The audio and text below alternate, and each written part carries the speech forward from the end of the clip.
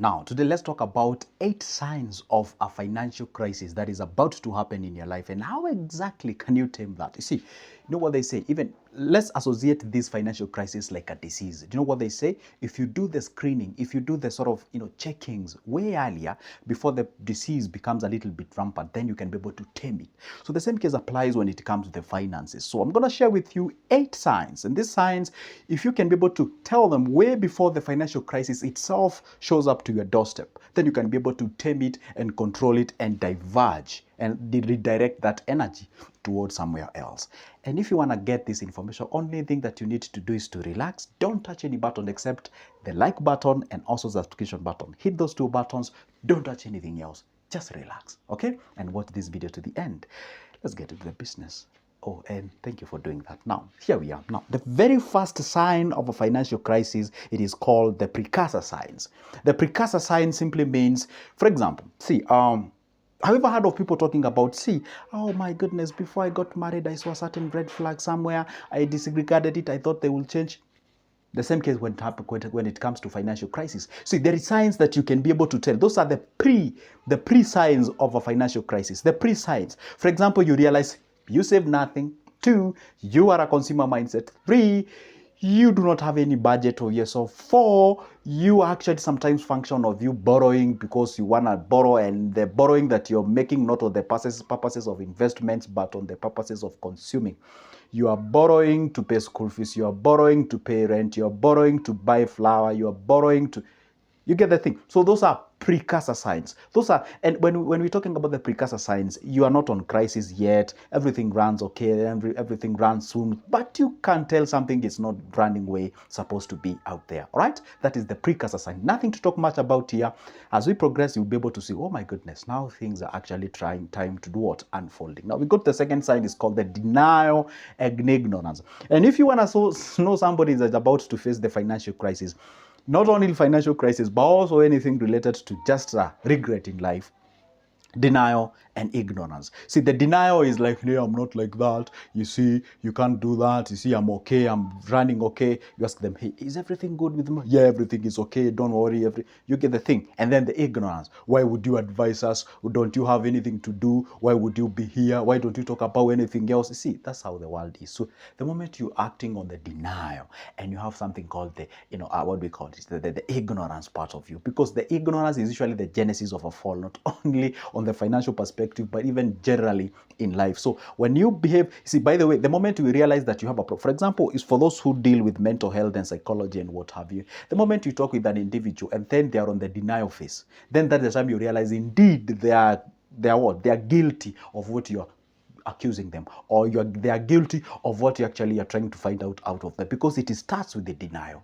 Then it goes to the ignorance. At that particular point, you can tell now you're facing the problem here. When you tell them, hey, come on, you don't buy a car for a liability if you're not using the business with it, or if you're not doing any commerce with it, go ahead, channel that money towards something. You cannot tell me I just love cars. You see, I was never brought up with cars, and all those kind of things can be ignorance and also can be denial. That's in the same process. Now we got the sign number 3. That is the financial stress and anxiety. See, you ignored the precursor signs. There were some signs that were telling you, hey, you're not doing the right thing. I don't think you're heading on the right direction.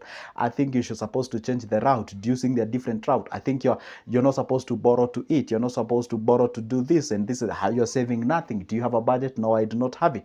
And then when I told you that you're not supposed to ignore the precursor signs, guess what you did? You denied and you're ignorant. Why would you advise me? Why don't you have your own time? Why would you? All those kind of things. Now those are called the denial and ignorance. Now we got the second phase of the financial stress. Now they kick in. Now you can no longer hide it. You see, there are 2 things they say you can never hide. 2, you can't hide life. 2, you can never hide success. Those are realities. You can't hide those 2 things. Now the point is this. Now the moment you're on a financial stress and anxiety, we can tell you are either all the time like you kind of thinking, like you're scratching your head. We can see like you're in a situation whereby you're not even concentrating presently. You're present but mentally absent, and all those kind of things. The anxiety, you have the stresses and all those kind of things. At that particular point, well, if you can get somebody whom you can share the information, you can open up your heart and share the information. Hey, guess what, guys? I'm facing 1, 2, 3. I would like you to help me here on that, and such kind of a thing. So you're having what we call the financial stress and the anxiety. Anxiety is to how can you get yourself out of the situation that you are in? Or two, how did I get myself into this? And the best question that you can ever ask yourself if you find yourself the financial stress and the anxiety, especially on the anxiety perspective, is to ask yourself, how did I get myself into this? And the whole point is not just knowing how you get yourself into this, it's knowing how you get yourself into that so that you can salvage yourself from that. That's the importance of asking or seeking or having the financial anxiety. And if you do not have the anxiety, then that can be a little bit detrimental, And I always tell people there's a certain age that is associated with financial stress and anxiety, especially if you have kids and the kids are reaching to a point whereby they need the education, and maybe you have very bright kids need to join campuses or the universities, and you want to pay their school fees, and you've never gotten a home, you don't have a place that you can call a home, you do not have the savings, you don't have the retirement plan with you. At that particular point, two things happens. Is either you sort of give up, and two, you sort of say, hey, guess what? I'm going to roll up my sleeves. I'm going to put myself on the go so that I may be able to save and such kind of things. Anyway, let's go to the point number 5 or number 4. It's called the emergency response. At this particular point is when most of the people seek or seek what we call the financial guidance. Hey, they say, you know what? I would like to have a conversation with you. Now, the problem you do is that the most people that usually seek, probably they're facing the same problem. So what they do is they offer you the comfort. Even me, I'm facing the same challenge. So I think the problem is the economy. So what do you think happens? You'll be like, oh, wow, I thought it's only me. So you kind of what? You bury that thing and accept. No, what you're supposed to do, yeah, it is good when you talk to those people and also seek the financial advice. Hey, guess what? See what? I'm in debt. I'm doing this. I don't know whether I'm doing the right thing. I have this. How do I get myself into this fight? Some of the problem that we usually face, it's not as big as we think. It is true. For example, I met a certain client who was telling me, hey, guess what, Joseph? Where I am, I'm at the corner. She was preparing me mentally. By the time we were meeting, I knew I'm facing an animal. I'm facing an elephant. By the time we sat down, I listened to her, what she was telling me. Then I realized she was not even facing any financial crisis. She was only disorganized.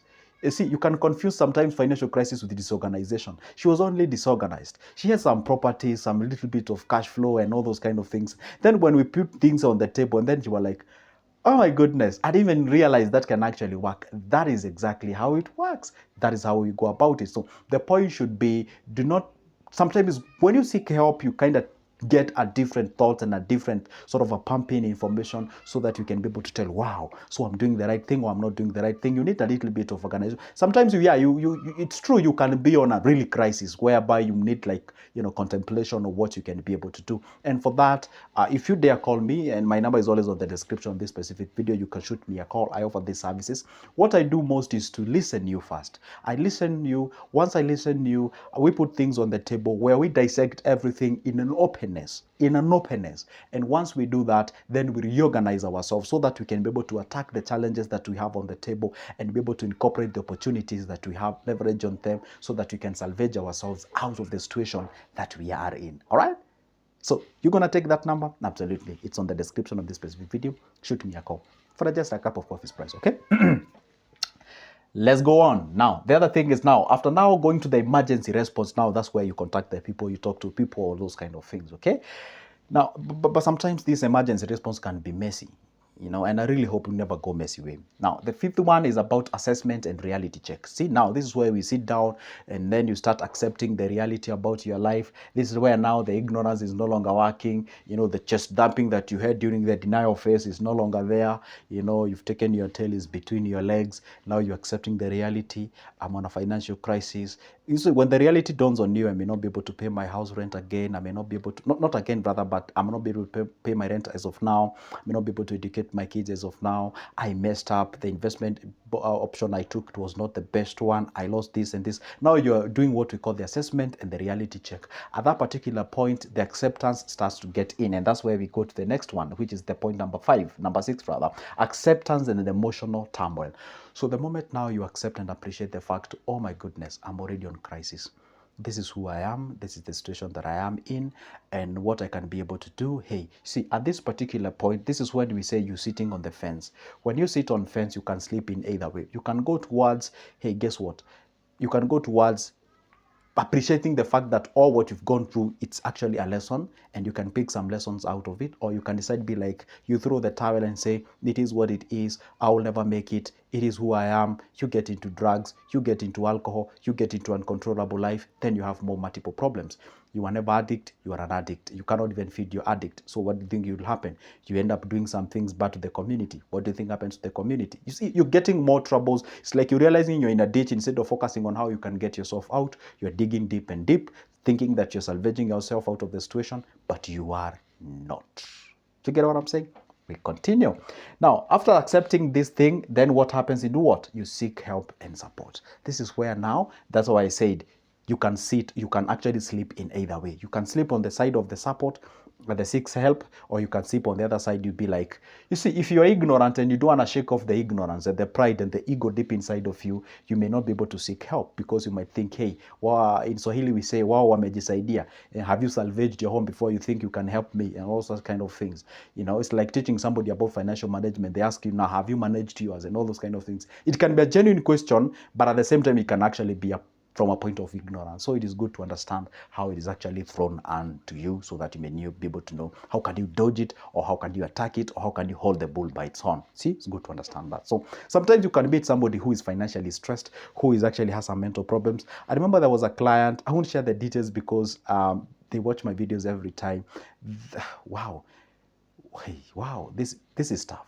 See, this client was moving me all over the town. You know, was taking me to those, we call them, in Kenya, we call them chums, you know, those places where people take funny alcohols, what have you, because the guy was so much disturbed, whereby he was telling me, Joseph, we can't sit in this kind of a place where you're sitting in, because obviously, you know, when you meet client, obviously you sit in a decent place. He was like, no, I can't sit in this place. Let's just move. I just want to move. I just want to move. You know, the guy was taking me to places where I was even feel like, oh my goodness, is my life safe? And all those kind of things. And I was like, damn, I took this challenge to make sure that I do something out of it. So we moved with this person. He was ignorant, he was rude to me, he was all these kind of things. But I cannot deny that because I was already paid by the parent to handle this guy. And I was moving along with the guy I told the parent, you know what? You can't even imagine where I am right now with this son of yours. But anyway, it is what it is. We managed to sit down. I calmed the guy. We talked. We had a discussion.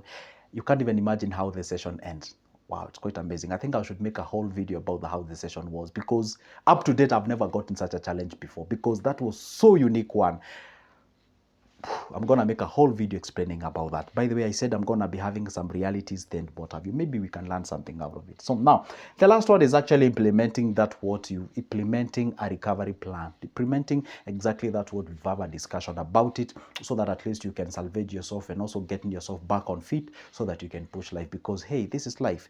We cannot say like, hey, we can't do this, we can't. No. See, what you can and can't, whatever you say you can and can't, either way, you're right. So anyway, guys, guess what? That marks the end of my video, but never forget this. It's always good to make sure that you put your house in order so that you salvage yourself. For now, it's a goodbye. Don't forget to hit that like button, subscription button, and also comment down below.